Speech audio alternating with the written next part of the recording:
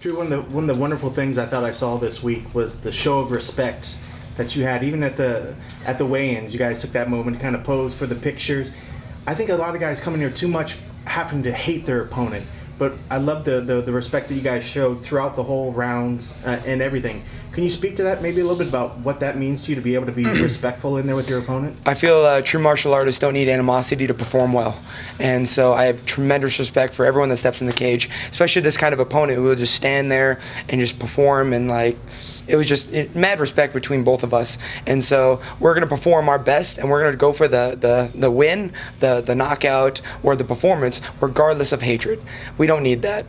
What'd you think when, I know there were some boos that kind of came, maybe people didn't think it went that way. Were you confident that you did enough to get the decision? I mean, I was up in the air. Things happen in your head differently than they happen in the audience eyes. So of course I remember the sweeps and all the stuff he was doing well. But once I watched tape and then talking to my corners, I think I won with just my volume, my punching power, and my constant pressure and making contact. It definitely seemed that you had the edge in the strikes. He had the one successful takedown. I think you attempted like six times or something along those lines. What do you think maybe the difference was in that? Why do you think you maybe weren't successful in the takedowns? Was just his defense was that good, or maybe? I mean, what do you think? Yeah, I think when I shoot takedowns, it's not really to actually like finish a takedown. Same thing with throwing punches. I'm not aiming to finish, right? I'm just aiming to touch and be a mixed martial artist. So I'm changing my levels. I'm trying to wrestle, trying to strike, trying to do my jiu-jitsu. I'm playing the entire game. This is chess, not checkers.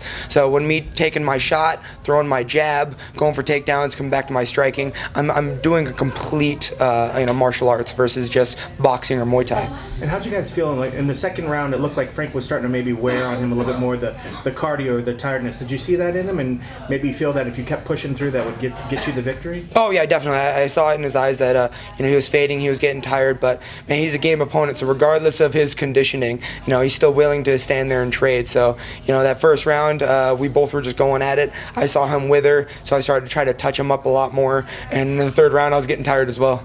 What did you say to him right afterwards? You went over to him, and I think, again, it was still more of that respect that you guys were showing. But what were the initial thing that you said to him, you whispered into him? It was just a human, thank you, a huge respect, fight of the night, and it was just honoring one another.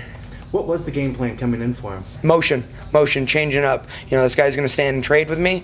I'm very eager to stand and trade as well, but I'm always looking to improve overall. So with my wrestling, my movement, my angles, all that stuff. So the game plan was to be a better fighter. And when you look back, were there things that stood out in your performance that you're maybe like, I need to tweak this? You maybe weren't that happy? Finishing the takedowns, maintaining, focusing on the angles, and then, of course, hitting with volume and not so much just grit and, perseverance. When you were throwing some of those shots, it looked like you were putting everything into it, and he was weathering it and still walking forward. What does that say to you, or what were you saying to yourself when he kept coming forward? That was just getting me tired. Unfortunately, you hit hard regardless of trying or not. So I just need to start touching a lot more, and the knockouts are just going to happen, versus trying to knock someone out and then just getting pissed ass tired. Well, how busy do you want to stay in 2018, and is there a name that makes sense for you next? Is there a person that you... Fighting, entertaining the fans, and getting paychecks is always nice. So let's get as many as possible. And I got no names. Anyone that wants to stand and trade with me, I'm down. Congrats on the win. Beautiful. Thank you. Thank you.